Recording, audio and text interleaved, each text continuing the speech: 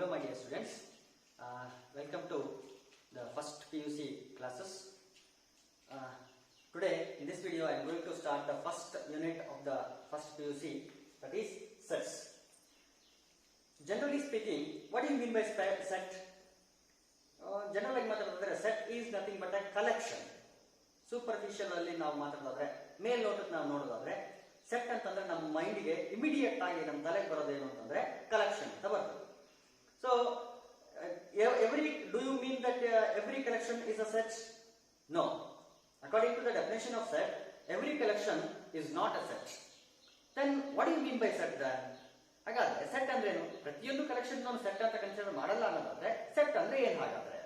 So now let me define set by using some examples. In order to define set, I am considering here few examples. Set na define ಮಾಡಕ್ಕೆ ನಾನು ಕೆಲವೊಂದು examples ಅನ್ನು consider ಮಾಡ್ತೀನಿ. So I am considering collection of all vowels of English alphabet. ನಾನು ಕೆಲವೊಂದು example ಗಳನ್ನ consider ಮಾಡ್ತೀನಿ. In order to make you clear about the concept of set, the definition of set, concept of set ಅಥವಾ definition of set ಅನ್ನು clear ಮಾಡಬೇಕು ಅಂತ ಹೇಳಿ ನಾನು ನಿಮಗೆ ಏನು ಮಾಡ್ತೀನಿ ಅಂದ್ರೆ ಕೆಲವೊಂದು example ಗಳನ್ನ ತಗೊಂತೀನಿ, ಕನ್ಸಿಡರ್ ಮಾಡ್ತೀನಿ. ನೋಡಿ, I am considering collection of all vowels of English alphabet. First example. ಎರಡನೇ example ಏನು ತಗೊಳ್ತಿದ್ದೀನಿ ಅಂತಂದ್ರೆ all the natural numbers. It is also a collection of all the natural numbers,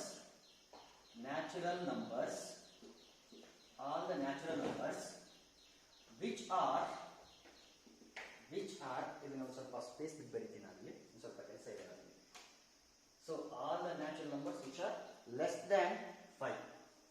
Second example ನಾನು consider ಮಾಡ್ತಾ ಇರೋದು all the natural numbers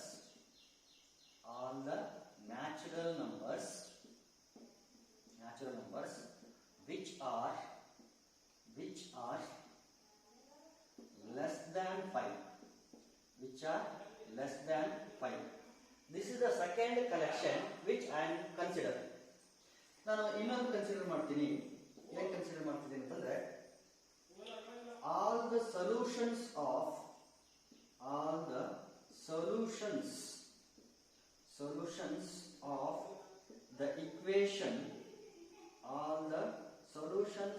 the equation x plus 5 equal to 0.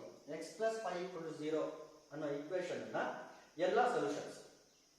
ಈ ಕಡೆ ಇನ್ನೊಂದು 3 set of collection ಅನ್ನು ನಾನು ಕಲೆಕ್ಟ್ ಮಾಡ್ತಿದ್ದೀನಿ.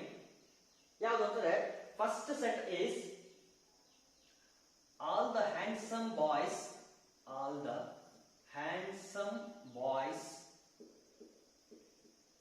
of Karnataka. ಇದು ಫಸ್ಟ್ ಕಲೆಕ್ಷನ್. ಸೆಕೆಂಡ್ ಕಲೆಕ್ಷನ್ ನಾನು ಮಾಡ್ತಾ ಇರೋದು ಇಲ್ಲಿ ಅಂತಂದ್ರೆ all the collection of all the good people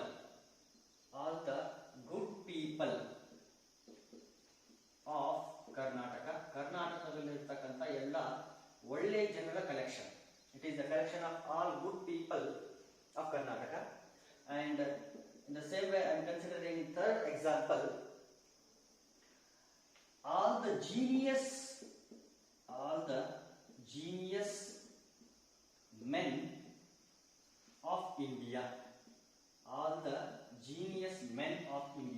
Here I am considering good people and here I am considering handsome boys of Karnataka. So ನಾನಿಲ್ಲಿ ಈ ಕಡೆ ಒಂದು ಮೂರು ಕಲೆಕ್ಷನ್ ಆಫ್ ಮೂರು ಸೆಟ್ ಆಫ್ ಕಲೆಕ್ಷನ್ಸ್ ಬರೆದಿದ್ದೀನಿ. ಈ ಕಡೆ ಒಂದು ಮೂರು ಸೆಟ್ ಆಫ್ ಕಲೆಕ್ಷನ್ಸ್ ಬಂದಿದೆ. ಈ ಕಲೆಕ್ಷನ್ಗೆ ನಾನು ಏನಂತ ಬರೀಬಹುದು? All vowels of English alphabet ಅಂತಂದ್ರೆ ನಾನು ವೋವೆಲ್ಸ್ ನ ಬರೀತೀನಿ. ಇದಕ್ಕೆ ಒಂದು ಆನ್ಸರ್ ಅಂತ ಹೇಳಿ ನಾನು ಏನು ಬರೀತೀನಿ ಅಂತಂದ್ರೆ A E I O U ಅಂತ ಬರೀತೀನಿ. ಇದಕ್ಕೆ ಆನ್ಸರ್ ಏನಾಗಿರ್ತದೆ ಅಂದ್ರೆ all the vowels of English alphabet ಅಂದ್ರೆ I can collect them as A E I O U. ಇಲ್ಲಿ ನಾನು ಕಲೆಕ್ಟ್ ಮಾಡ್ತೀನಿ ಯಾವುದು ಅಂತಂದ್ರೆ numbers, natural numbers which are less than 5 ಅಂತಂದ್ರೆ they are 1 2 3 4. These are the natural numbers which are less than 5. ಇಲ್ಲಿ all the solutions of the equation x plus 5 equal to 0 ಅಂತಂದ್ರೆ ಇಲ್ಲಿ solution ಯಾವುದು ಅಂತಂದ್ರೆ -5 is the solution. -5 is the solution. ನೋಡಿ ಇಲ್ಲಿ ಇಲ್ಲೊಂದು collection ಇದೆ. This collection is corresponds to the collection of all vowels of English alphabet. ಈ English alphabet ಗೆ ಸಂಬಂಧಪಟ್ಟಂತ ಕೆಲವೊಂದು ಆಬ್ಜೆಕ್ಟ್ ಗಳು ಇರ್ತವಲ್ಲ ಆ ಎಲ್ಲಾ ಆಬ್ಜೆಕ್ಟ್ ಗಳನ್ನ ಏನ್ ಮಾಡಿದೀನಿ ಒಂದು ಲಿಸ್ಟ್ ಮಾಡಿ. ಆ ಲಿಸ್ಟ್ ಇದೆ A E I O U. ಇಲ್ಲಿ ಏನ್ ಹೇಳಿದ್ರು ಕಲೆಕ್ಷನ್ ಅಂತಂದ್ರೆ all the natural numbers which are less than 5 ಅಂತ ಹೇಳಿದ್ರು. ಈ ಕಂಡೀಷನ್ ನ ಸ್ಯಾಟಿಸ್ಫೈ ಮಾಡತಕ್ಕಂತ ಈ ರೀತಿ ಡಿಫೈನ್ ಆಗಿರ್ತಕ್ಕಂತ ಎಲ್ಲಾ ನಂಬರ್ಸ್ ಗಳನ್ನ ಒಂದು ಲಿಸ್ಟ್ ಮಾಡಿದೀನಿ. ದೋಸ್ ನಂಬರ್ಸ್ ಆರ್ 1 2 3 4 1 2 3 and 4. ಈ ಒಂದು ಈಕ್ವೇಶನ್ ನ ಸ್ಯಾಟಿಸ್ಫೈ ಮಾಡತಕ್ಕಂತ ಸೊಲ್ಯೂಷನ್ಸ್ ಯಾವ್ಯಾವುದು ಅಂತ ಕೇಳಿದ್ರೆ x equal to -5 is the only solution. Therefore I have listed that element also. ನೋಡಿ ಇಲ್ಲಿ ಈ ಆಬ್ಜೆಕ್ಟ್ ಗಳನ್ನ ಇಲ್ಲೊಂದು ಲಿಸ್ಟ್ ಮಾಡಿದೀನಿ. ಈ ಒಂದು ಕಂಡೀಷನ್ ಸ್ಯಾಟಿಸ್ಫೈ ಮಾಡತಕ್ಕಂತ ಎಲಿಮೆಂಟ್ಸ್ ಗಳನ್ನ ಆಬ್ಜೆಕ್ಟ್ ಗಳನ್ನ ಒಂದು ಲಿಸ್ಟ್ ಮಾಡಿದೀನಿ. ಈ ಒಂದು ಕಂಡೀಷನ್ ಸ್ಯಾಟಿಸ್ಫೈ ಮಾಡತಕ್ಕಂತ ಆಬ್ಜೆಕ್ಟ್ ನ ಇನ್ನೊಂದು ಲಿಸ್ಟ್ ಮಾಡಿದೀನಿ. ಓಕೆ, ಅದೇ ರೀತಿ ಇಲ್ಲೂ ಕೂಡ ಒಂದು ಕಲೆಕ್ಷನ್ ಇದೆ ನಮಗೆ. ಆ ಕಲೆಕ್ಷನ್ ಕೂಡ ಒಂದು ಲಿಸ್ಟ್ ಮಾಡಕ್ ಹೋದ್ರೆ is it possible to list the objects related to this definition? Is it possible to list the objects related to this definition and this definition? No, it is not possible to collect the elements or collect the objects related to these three definitions. But it is possible to collect each and every element or each and every object related to these three objects, these three definitions. ಈ ಮೂರು definitions ಗೆ relate ಆಗಿರ್ತಕ್ಕಂತ element ಗಳನ್ನ ಅಥವಾ object ಗಳನ್ನ ನಾನು ಈ ರೀತಿ collect ಮಾಡಬಹುದು.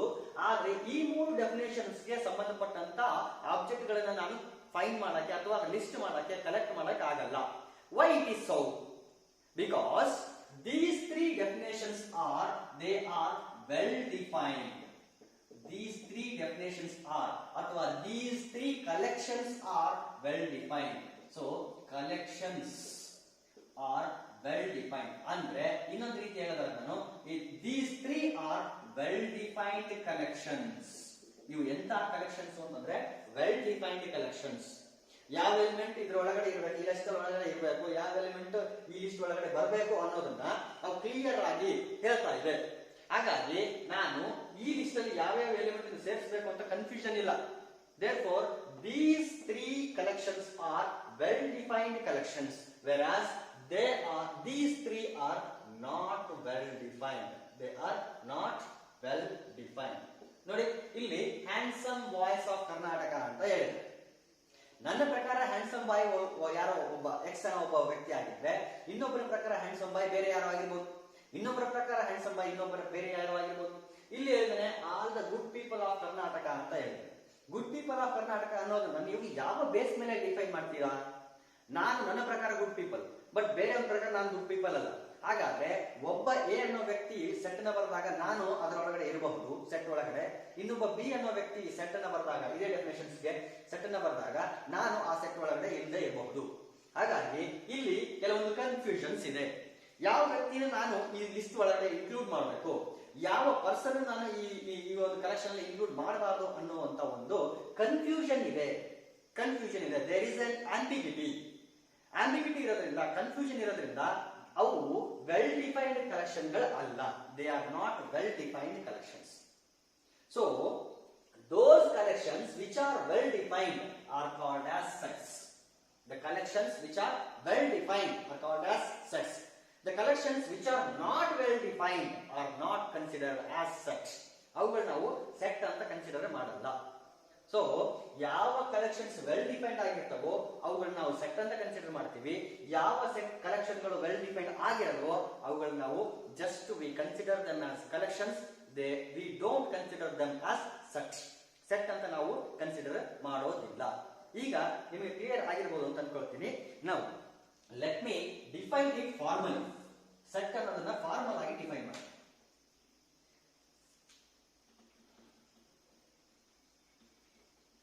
ಸೊ ಫಾರ್ಮಲ್ ಆಗಿ ಡಿಫೈನ್ ಮಾಡಿದ್ರೆ ಯಾವ ರೀತಿ ಡಿಫೈನ್ ಮಾಡ್ತೀವಿ?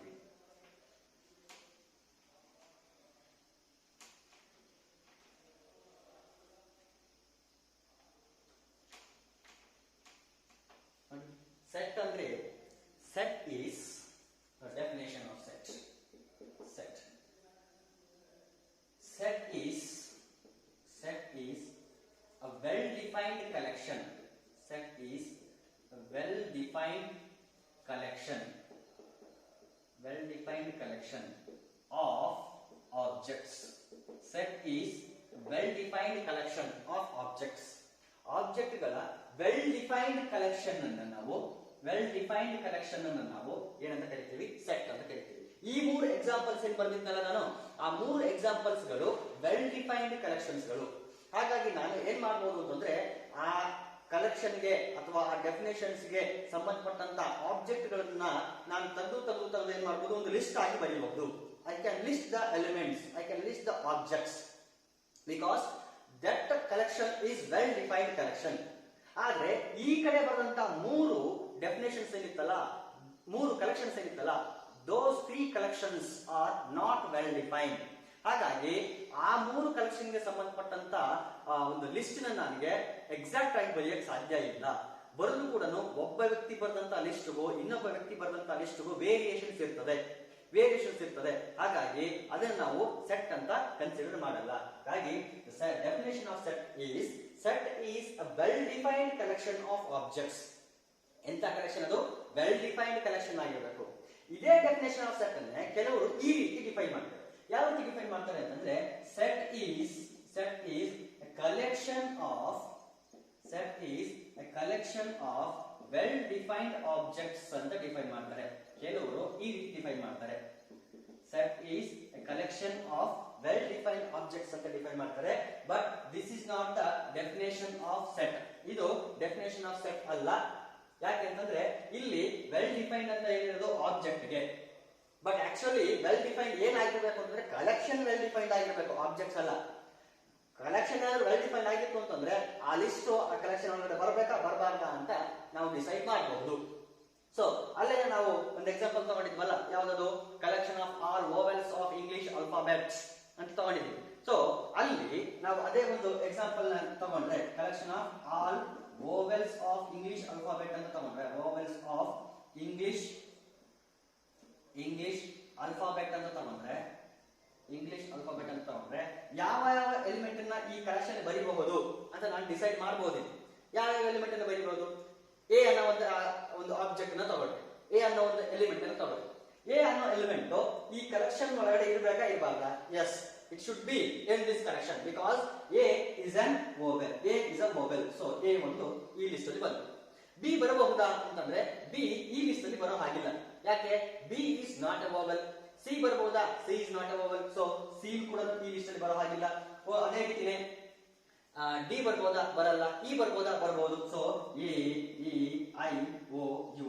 So ಈ ಒಂದು ಲಿಸ್ಟ್ ಅಲ್ಲಿ ಯಾವುದು ಬರಬೇಕು ಯಾವುದು ಬರಬಾರದು ಅಂತ that definition itself says to us. ಆ ಡೆಫಿನೇಷನ್ ನಮಗೆ ಹೇಳ್ತದೆ.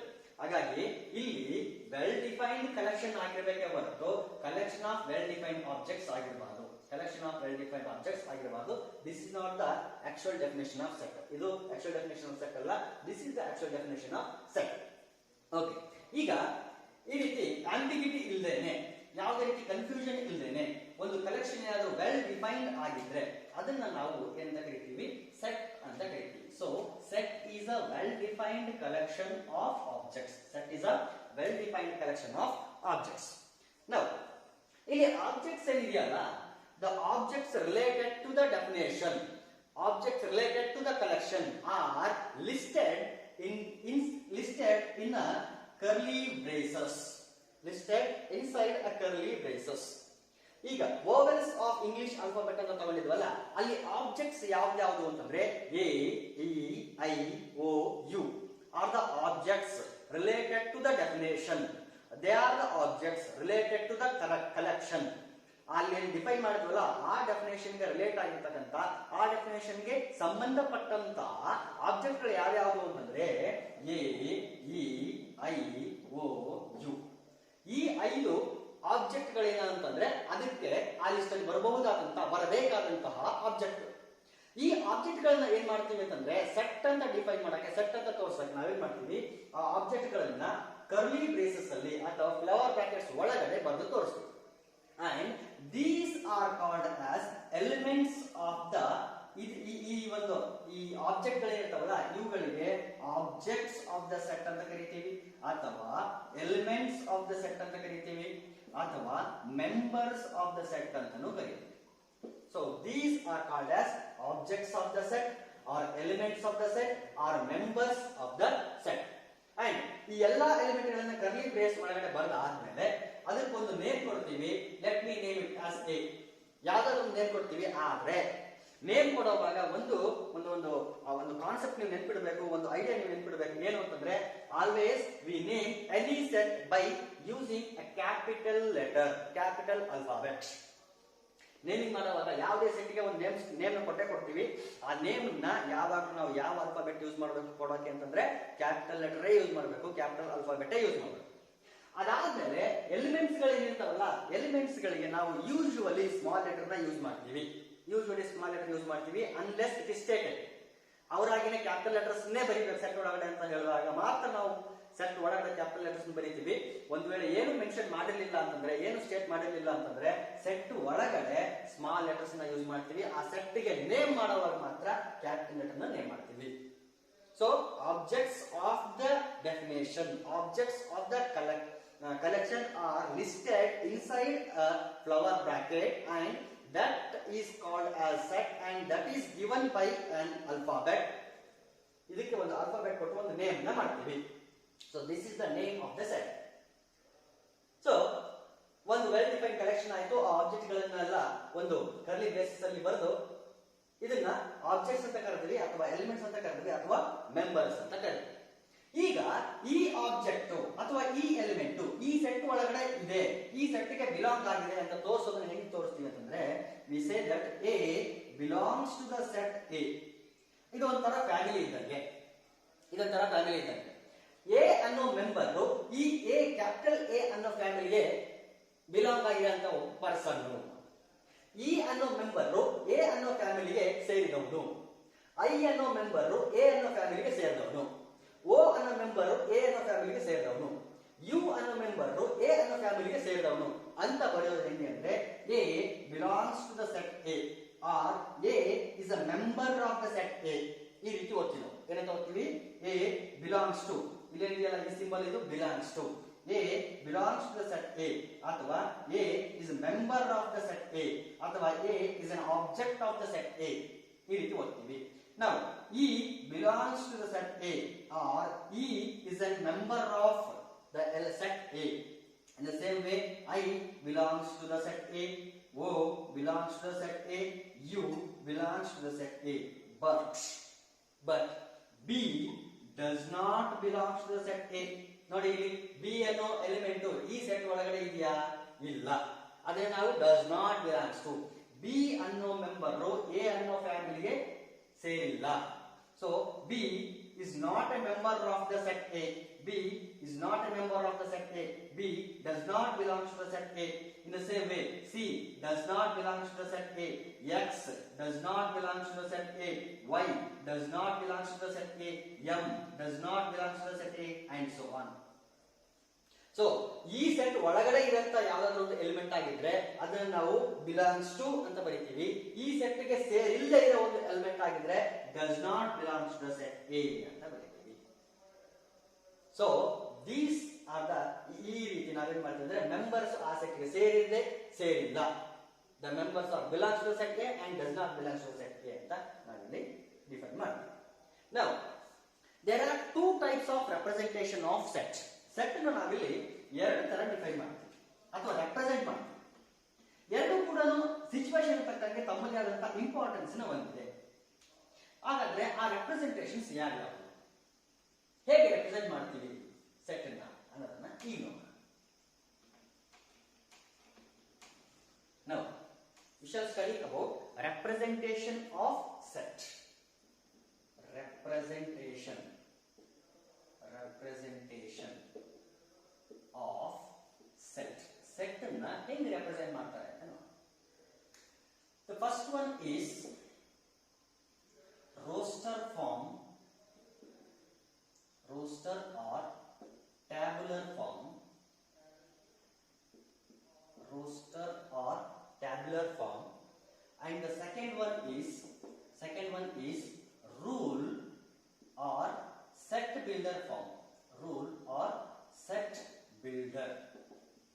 Set builder form.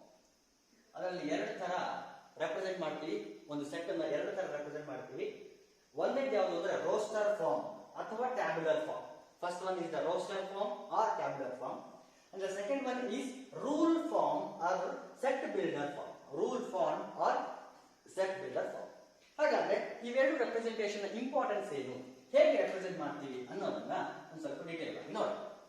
So first one is roster form or tabular form. Roster or tabular. ಈ ಒಂದು ಫಾರ್ಮ್ ಅಲ್ಲಿ ಏನ್ ಮಾಡ್ತೀವಿ ಅಂತಂದ್ರೆ we collect each and every element. We collect each and every element of the object inside curly braces. ಪ್ರತಿಯೊಂದು element ಅನ್ನು ಏನ್ ಮಾಡ್ತೀವಿ, ಕಲೆಕ್ಟ್ ಮಾಡ್ತೀವಿ, ಲಿಸ್ಟ್ ಮಾಡ್ತೀವಿ, and they are separated by commas.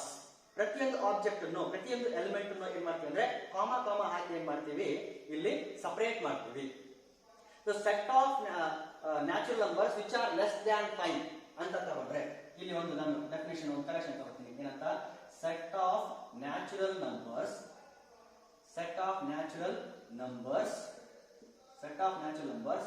which are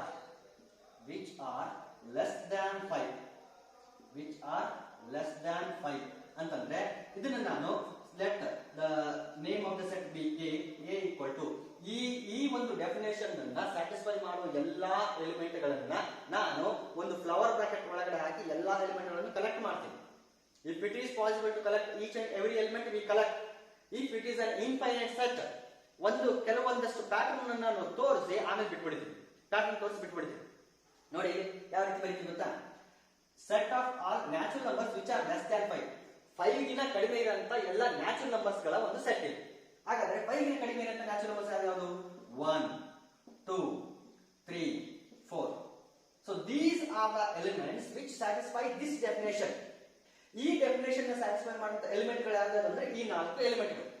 so ಈ 4 ಎಲಿಮೆಂಟ್ ಗಳನ್ನ ನಾನು ಏನ್ ಮಾಡ್ತಿದ್ದೀನಿ ಅಂತಂದ್ರೆ ಒಂದು ಫ್ಲವರ್ ಬ್ರಾಕೆಟ್ ಅಲ್ಲಿ ಒಂದು ಕರ್ಲಿ ಬ್ರೇಸಸ್ ಅಲ್ಲಿ ಏನ್ ಮಾಡಿದೀನಿ, ಲಿಸ್ಟ್ ಮಾಡಿದೀನಿ. ಅದಕ್ಕೆ ಇದಕ್ಕೆ ಕರೆಯೋದು ನಾವೇನಂತ, roster form or tabular form. Tabular ಅಂದ್ರೆ ಎಲ್ಲಾನು ಟ್ಯಾಬ್ಯುಲೇಟ್ ಮಾಡೋದು, ಅಂದ್ರೆ ಲಿಸ್ಟ್ ಮಾಡೋದು ಅಂತ. ಲಿಸ್ಟ್ ಮಾಡೋದು ನೋಡಿ, ಇಲ್ಲಿ ಈ ಎಲಿಮೆಂಟ್ ಗಳನ್ನ ಏನ್ ಮಾಡಿದೀನಿ, ಇಲ್ಲಿ ಲಿಸ್ಟ್ ಮಾಡಿದೀನಿ. ಸೊ ಈ ರೀತಿ ಏನಾದ್ರು ಲಿಸ್ಟ್ ಮಾಡಿದ್ರೆ ಆಮೇಲೆ ಈ ಎಲಿಮೆಂಟ್ ಗಳನ್ನ ಏನ್ ಮಾಡ್ತೀವಿ ನಾವು, ಕಾಮಾ ಕಾಮಾ ಕಾಮಾ ಹಾಕಿ ಎಲಿಮೆಂಟ್ ಗಳನ್ನ ಸಪರೇಟ್ ಮಾಡ್ತೀವಿ. We separate the elements when we list inside the curly braces. This form of representation of sets is known as roster form or tabular form. ಇದು ತನ್ನದೇ ಆದಂತಹ importance ಒಳಗೊಂಡಿದ್ರೆ ಇನ್ನೊಂದು ಬೇರೆ ಒಂದು form ಇದೆಯಲ್ಲ ಅದು ತನ್ನದೇ ಆದಂತಹ ಇಂಪಾರ್ಟೆನ್ಸ್ ಒಳಗೊಂಡಿದೆ. ಇದಕ್ಕೆ ಇನ್ನೊಂದು ಎಕ್ಸಾಂಪಲ್ ತಗೊಳ್ಳೋದಾದ್ರೆ, ಇದು ಒಂದು ಎಕ್ಸಾಂಪಲ್ ಆದ್ರೆ ಇನ್ನೊಂದು ಎಕ್ಸಾಂಪಲ್ ತಗೊಳ್ಳೋದಾದ್ರೆ set of all integers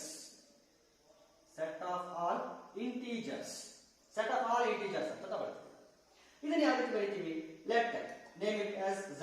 usually ನಾವು set of all integers ಗೆ ಒಂದು ಸ್ಕ್ರಿಪ್ಟ್ ಅನ್ನು ಕೊಟ್ಟಿದ್ದೀವಿ. ಆ ಸ್ಕ್ರಿಪ್ಟ್ ಯಾವುದು, z ಅಂತ ಕೊಟ್ಟು ನೋಡಿ ಈ ಕಡೆಯಿಂದ -3, -2, -1, 0, 1, 2, 3 and so on. This is the tabular form for this definition. ಆದರೆ ಒಂದು ಅಬ್ಸರ್ವ್ ಮಾಡಬಹುದು, ಇಲ್ಲಿ ಎಲ್ಲಾ ಎಲಿಮೆಂಟ್ ಗಳನ್ನು ಇಲ್ಲಿ ಕಲೆಕ್ಟ್ ಮಾಡಿಲ್ಲ, ಆದ್ರೂ ಕೂಡ ಎಲ್ಲ ಎಲಿಮೆಂಟ್ ಗಳನ್ನ ಕಲೆಕ್ಟ್ ಮಾಡಿದೀವಿ ಅಂತಾನೆ ಇದರ ಅರ್ಥ. ಯಾಕೆ ಅಂತಂದ್ರೆ how many elements are there in the set of integers? There are infinite number of integers. ಎಷ್ಟು ಇಂಟಿಜರ್ಸ್ ಇದೆ? ಇನ್ಫೈನೈಟ್ ನಂಬರ್ ಆಫ್ ಇಂಟಿಜರ್ಸ್ ಇದೆ. ಸೊ ಎಲ್ಲಾ ಇನ್ಫೈನೈಟ್ ನಂಬರ್ ಆಫ್ ಇಂಟಿಜರ್ಸ್ ನಾವು ಬರೀತಾ ಕೊಡಕ್ಕಾಗಲ್ಲ. ಹಾಗಾಗಿ ಒಂದು ಪ್ಯಾಟರ್ನ್ ಅನ್ನ ಕೊಟ್ಟಿದ್ದೀವಿ. ಒಂದು ಪ್ಯಾಟರ್ನ್ ಕೊಟ್ಟು ನೋಡಿ, ಇಲ್ಲಿ 0, ಈ ಕಡೆ ಎಲ್ಲ ಪಾಸಿಟಿವ್ ನಂಬರ್ಸ್ ಇದೆ, ಪಾಸಿಟಿವ್ ಇಂಟಿಜರ್ಸ್ ಇದೆ, ಈ ಕಡೆ ಎಲ್ಲ ನೆಗೆಟಿವ್ ಇಂಟಿಜರ್ಸ್ ಇದೆ ಅನ್ನೋ ಒಂದು ಪ್ಯಾಟರ್ನ್ ಕೊಟ್ಟು ಇಲ್ಲಿ ಏನ್ ಮಾಡಿದೀವಿ, ಎಲಿಮೆಂಟ್ಸ್ ಗಳನ್ನ ಲಿಸ್ಟ್ ಮಾಡಿದೀವಿ. ಸೊ ಇನ್ನೊಂದು ನಾವು ಇದು ಕೊಡ್ಬೋದು, ಏನಂದ್ರೆ set of all even positive even numbers. Set of all positive even numbers. Set of all positive even numbers. ಹಾಗಾದ್ರೆ ಈ ಸೆಟ್ ಗೆ ನಾನು ಯಾವುದೋ ಒಂದು x ಅಂತ ಕೊಡ್ತೀನಿ. ಪಾಸಿಟಿವ್ ಆಗಿರಬೇಕು, ಈವನ್ ನಂಬರ್ಸ್ ಆಗಿರಬೇಕು. ಹಾಗಾದ್ರೆ ಆ ಸೆಟ್ ಯಾವ ರೀತಿ ಇರ್ತದೆ ನೋಡಿ, ಆ ಸೆಟ್ ಈ ರೀತಿ ಇರ್ತದೆ. 2, 4, 6, 8. ಇಲ್ಲೂ ಕೂಡ ಎಲಿಮೆಂಟ್ ಗಳನ್ನ ಎಲ್ಲಾ ಎಲಿಮೆಂಟ್ ಗಳನ್ನು ಲಿಸ್ಟ್ ಮಾಡಕ್ಕಾಗಲ್ಲ. ಎಲ್ಲ ಎಲಿಮೆಂಟ್ ಗಳನ್ನು ಲಿಸ್ಟ್ ಮಾಡಕ್ಕಾಗಲ್ಲ. ಅದಕ್ಕೆ ಏನ್ ಮಾಡ್ತೀವಿ, ಇಲ್ಲಿ ಒಂದು ಪ್ಯಾಟರ್ನ್ ಕೊಡ್ತಾ ಇದೀವಿ ನೋಡಿ. 2 4 6 8 ಅಂದ್ರೆ ಅದನ್ನ ಓದ್ತಾ ಇರೋರಿಗೆ, ಅದನ್ನ ಅಬ್ಸರ್ವ್ ಮಾಡಿದವರಿಗೆ ಒಂದು ಐಡಿಯಾ ಬರ್ತದೆ. This set is the collection of all positive even numbers. Positive even numbers ಗಳ ಒಂದು ಕಲೆಕ್ಷನ್ ಅಂತ ಒಂದು ಐಡಿಯಾ ಬರ್ತದೆ. ಹಾಗಾಗಿ this is the tabular form for this definition. ಇದು roster form or tabular form. ಈ ರೀತಿ ಒಂದು ಡೆಫಿನೇಷನ್, ಒಂದು ರೆಪ್ರೆಸೆಂಟೇಷನ್ ಮಾಡ್ತೀವಿ. ಇನ್ನೊಂದು ರೆಪ್ರೆಸೆಂಟೇಷನ್ ಯಾವುದು ಅಂತಂದ್ರೆ rule or set builder form. Rule method ಅಥವಾ rule form or set builder form. Set builder form, rule form or set builder form. ಇದರಲ್ಲಿ ಏನ್ ಮಾಡ್ತಿದೀವಿ ಅಂತಂದ್ರೆ ಈ ಎಲ್ಲಾ ಎಲಿಮೆಂಟ್ ಗಳನ್ನು ಬರೆಯಲ್ಲ ನಾವು. ಈ ಎಲ್ಲಾ ಎಲಿಮೆಂಟ್ ಬರೆಯಲ್ಲ. ಈ ಎಲ್ಲಾ ಎಲಿಮೆಂಟ್ ಗಳನ್ನು ರೆಪ್ರೆಸೆಂಟ್ ಮಾಡೋ ತರ ಒಂದು ಎಲಿಮೆಂಟ್ ನ ತೋರಿಸಿ ಆ ಎಲಿಮೆಂಟ್ ನ ಪ್ರಾಪರ್ಟಿನ ಸೈಡಿಗೆ ಬರ್ದಿರ್ತೀವಿ. ಆ ಎಲಿಮೆಂಟ್ ನ ಪ್ರಾಪರ್ಟಿನ ಸೈಡಿಗೆ ಬರ್ದಿರ್ತೀವಿ. ಯಾವ ರೀತಿ ಬರ್ದಿರ್ತೀವಿ ನೋಡಿ. ಇದೇ ಡೆಫಿನೇಷನ್ ತಗೊಳ್ತೀನಿ, ಆದ್ರೆ ರೆಪ್ರೆಸೆಂಟೇಷನ್ ಯಾವ್ದನ್ನು ಮಾಡ್ತೀನಿ ಅಂತಂದ್ರೆ ಸೆಟ್ ಬಿಲ್ಡರ್ ಫಾರ್ಮ್ ಅಲ್ಲಿ ಅದನ್ನ ರೆಪ್ರೆಸೆಂಟ್ ಮಾಡ್ತೀನಿ. A is the set. ಈ ಎಲ್ಲಾ ಎಲಿಮೆಂಟ್ಸ್ ಗಳನ್ನ ರೆಪ್ರೆಸೆಂಟ್ ಮಾಡಕ್ಕೆ ಒಬ್ಬ ವ್ಯಕ್ತಿ ನಾನು ಇಲ್ಲಿ ನೇಮಿಸ್ತೀನಿ. Let me name it as X. ಅಂದ್ರೆ ಈ X represents each and every element of the set A. But what is the property of the that X is ಇಲ್ಲಿ ಸಚ್ ದಟ್ ಅಂತ ಕೆಲವರು ಡಾಟ್ ಬರೀತಾರೆ ಇಲ್ಲಿ, ಸಚ್ ದಟ್. ಇನ್ ಕೆಲವರು line ಹಾಕ್ತಾರೆ. ನನಗೆ ಲೈನ್ ಹಾಕೋ ಅಭ್ಯಾಸ ಇರೋದು, ಅದನ್ನ ಸಚ್ ದಟ್ ಅಂತ ಓದ್ತೀವಿ. ಇಲ್ಲಿ X represents each and every element of this set. ಪ್ರತಿಯೊಂದು ಎಲಿಮೆಂಟ್ ಅನ್ನು ರೆಪ್ರೆಸೆಂಟ್ ಮಾಡ್ತದೆ. ನೆಕ್ಸ್ಟ್ ಆ ಕಡೆ ಸಚ್ ದಟ್ ಆದ್ಮೇಲೆ ಏನ್ ಮಾಡ್ತೀವಿ ಅಂತಂದ್ರೆ ಆ ಎಕ್ಸ್ ಗೆ ಇರಬೇಕಾದಂತ ಪ್ರಾಪರ್ಟಿನ ಅಲ್ಲಿ ಡಿಫೈನ್ ಮಾಡ್ತೀವಿ. ಎಕ್ಸ್ ಗೆ ಇರಬೇಕಾದ ಪ್ರಾಪರ್ಟಿ ಯಾವುದು ಅಂತಂದ್ರೆ ಎಕ್ಸ್ ಈಸ್, ಇಲ್ಲಿ ಎಕ್ಸ್ ಅನ್ನೋದು ಎಂತ ನಂಬರ್ ಇದು? X is a natural number. X is a natural number. X is a natural number which is less than 5. Which is less than 5. ಈ ಪ್ರಾಪರ್ಟೀಸ್ ಅನ್ನ ಸ್ಯಾಟಿಸ್ಫೈ ಮಾಡುವಂತ ನಂಬರ್ ಯಾವುದು ಅಂದ್ರೆ ಎಕ್ಸ್. ಆ ರೀತಿ ಯಾವ್ಯಾವ ನಂಬರ್ಗಳು ಸ್ಯಾಟಿಸ್ಫೈ ಮಾಡ್ತಾವೋ ಆ ನಂಬರ್ನೆಲ್ಲ ಬರೆದ್ರೆ ಮತ್ತೆ ನಮ್ಗೆ ಯಾವ ಸೆಟ್ ಬರ್ತದೆ ಅಂದ್ರೆ ಎ ಅನ್ನೋ ಸೆಟ್ ಬರ್ತದೆ. 1 2 3 4. ಹಾಗಾಗಿ ಎಲ್ಲಾ ನಂಬರ್ಸ್ ಲಿಸ್ಟ್ ಮಾಡಲ್ಲ. ಎಲ್ಲಿ ಸೆಟ್ ಬಿಲ್ಡರ್ ಫಾರ್ಮ್ ಅಲ್ಲಿ ಜಸ್ಟ್ ಎಲ್ಲಾ ನಂಬರ್ಸ್ ರೆಪ್ರೆಸೆಂಟ್ ಮಾಡೋ ತರ ಒಂದು ಎಲಿಮೆಂಟ್ ಅನ್ನು ನಾವು ತೋರಿಸ್ತೀವಿ. ಅಲ್ಲಿ ಈ ಎಲಿಮೆಂಟ್ ನ ಪ್ರಾಪರ್ಟಿನ ಈ ಲೈನ್ ಹಾಕ್ತೀವಿ. ಈ ಲೈನ್ ನಾವು ಸಚ್ ದಟ್ ಅಂತ ಓದ್ತೀವಿ. X such that X is a natural number which is less than 5. This is the property of the element X. ಆ ರೀತಿ ಪ್ರಾಪರ್ಟಿ ಸ್ಯಾಟಿಸ್ಫೈ ಮಾಡೋ ಎಲ್ಲ ಎಲಿಮೆಂಟ್ ಗಳ ಕಲೆಕ್ಷನ್ ಯಾವುದು ಅಂತಂದ್ರೆ set A. So this is the tabular form for this definition. In the same way, this is the set builder form for the same definition. ಅದೇ definition ಗೆ ನಾವು ಸೆಟ್ ಬಿಲ್ಡರ್ ಫಾರ್ಮ್ ಆದ್ರೆ ಇದು tabular form. ಈಗ ಈ ಒಂದು definition ಗೆ ಇದು ಸೆಟ್ ಬಿಲ್ಡರ್, ಇದು ಟ್ಯಾಬ್ಯುಲರ್ ಫಾರ್ಮ್ ಆಗಿದೆ. ಹಾಗಾದ್ರೆ ಸೆಟ್ ಬಿಲ್ಡರ್ ಫಾರ್ಮ್ ಯಾವ ರೀತಿ ಇರ್ತದೆ ನೋಡಿ. Z ಅಂತ ನಾವು ಇಲ್ಲಿ ರೆಪ್ರೆಸೆಂಟ್ ಮಾಡಿದೀವಲ್ಲ, ಅದೇ Z ಅಂತಾನೆ ತಗೊಂಡ್ರೆ ಅದರ ಸೆಟ್ ಬಿಲ್ಡರ್ ಫಾರ್ಮ್ ಯಾವ ರೀತಿ ಇರ್ತದೆ? Z equal to x such that x is ನೋಡಿ, ಇಲ್ಲಿ x ತಗೋಬೇಕಂತ ಏನಿಲ್ಲ. You may take any alphabet. ಆದ್ರೆ ಇಲ್ಲಿ ಸ್ಮಾಲ್ ಲೆಟರ್ ಆಗಿರ್ಬೇಕು. ಇಲ್ಲಿ ಕನ್ಸಿಡರ್ ಮಾಡೋದು ಸ್ಮಾಲ್ ಲೆಟರ್ ಆಗಿರ್ಬೇಕು. ಸೊ ಎಕ್ಸ್ ಅಂತ ತಗೋಬೇಕಾದ್ರೆ ಎ ತಗೋಬಹುದು, ಬಿ ತಗೋಬಹುದು, ಎಕ್ಸ್ ತಗೋಬಹುದು, ವೈ ತಗೋಬಹುದು, ಝೆಡ್ ತಗೋಬಹುದು, ಯಾವ್ದಾದ್ರು ಆಲ್ಫಾಬೆಟ್ ತಗೋಬಹುದು, ಸ್ಮಾಲ್ ಲೆಟರ್ ಆಗಿರ್ಬೇಕು. X this represents these elements. ಈ ಎಲ್ಲಾ ಎಲಿಮೆಂಟ್ ಗಳನ್ನು ರೆಪ್ರೆಸೆಂಟ್ ಮಾಡ್ತದೆ. X such that X is an integer. X is an integer. ನೋಡಿ ಇಲ್ಲಿ ಎಕ್ಸ್ ಇಂಟೀಜರ್ ನ ಈ ಪ್ರಾಪರ್ಟೀಸ್ ನ ಸ್ಯಾಟಿಸ್ಫೈ ಮಾಡತಕ್ಕಂತ ಎಲಿಮೆಂಟ್ ಯಾವುದು ಅಂದ್ರೆ ಎಕ್ಸ್. ಹಾಗಾದ್ರೆ ಆ ರೀತಿ ಪ್ರಾಪರ್ಟೀಸ್ ಸ್ಯಾಟಿಸ್ಫೈ ಮಾಡತಕ್ಕಂತ ಎಲ್ಲಾ ಎಲಿಮೆಂಟ್ ಗಳನ್ನ ಕಲೆಕ್ಟ್ ಮಾಡಿ ಬಂದ್ರೆ, ಲಿಸ್ಟ್ ಮಾಡಿದ್ರೆ ನನಗೆ ಬರೋ ಸೆಟ್ ಯಾವುದು ಅಂತಂದ್ರೆ ಈ ಸೆಟ್.